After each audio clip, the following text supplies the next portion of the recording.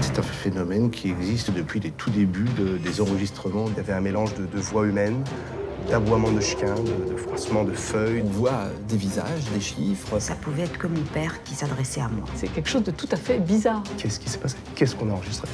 Je ne vois pas comment il y aurait pu avoir de trucage. Il y a des enregistrements que vous ne pouvez pas associer à une illusion auditive tellement c'est précis et clair.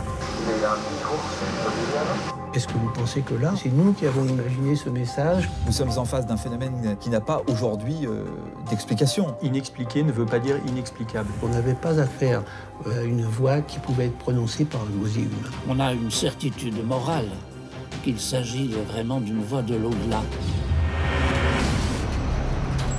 Je ne vous dirai pas qui je suis. Vous ne verrez jamais mon visage. Vous me croiserez sans me voir. Mon passé était glorieux. Dans mon métier, j'étais considéré comme le meilleur. Le meilleur. Jusqu'à ce jour maudit, jusqu'à l'enquête de trop. Une violente polémique m'a fait tomber de mon piédestal. J'ai perdu ma réputation, mon travail, et beaucoup de mes proches m'ont tourné le dos. J'ai tout perdu. Mais je suis libre. Libre de continuer mes enquêtes, de traquer la vérité sur tout cet ailleurs qu'on nomme paranormal.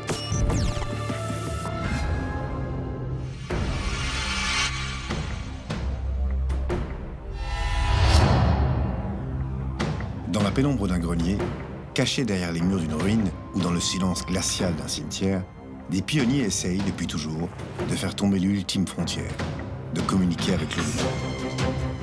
Mes précédentes enquêtes m'avaient fait rencontrer des hommes et des femmes qui s'étaient approchés des limbes lors d'expériences de mort imminente. Pour eux, une conviction. Notre esprit survit à la mort. Garder le contact avec des personnes décédées n'était peut-être pas si fou. Fantasme, imagination délirante, il me fallait le vérifier. On m'avait parlé de procédés technologiques pour dialoguer avec l'outre-monde, de l'utilisation d'appareils, de moyens techniques sérieux pour enregistrer des signes de survivance. Dans le jargon, on appelle ça la TCI, la transcommunication instrumentale. Pendant ces mois d'enquête, un nom revenait dans la bouche de tous mes informateurs. Celui d'un prêtre de 83 ans, vivant à Paris, le père Brune.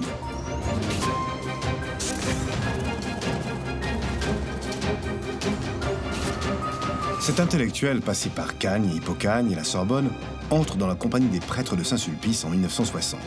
Brillant, il enseigne rapidement dans tous les grands séminaires de France. Très vite, il se passionne pour le paranormal et devient un des meilleurs spécialistes du sujet. Une référence qui avait parcouru le monde et recueilli des milliers de documents précieux sur l'au-delà. Devant mon insistance, il avait accepté de me recevoir. Ironiquement, il habitait tout près de chez moi. J'allais pouvoir accéder à tous ses dossiers, ses documents sonores.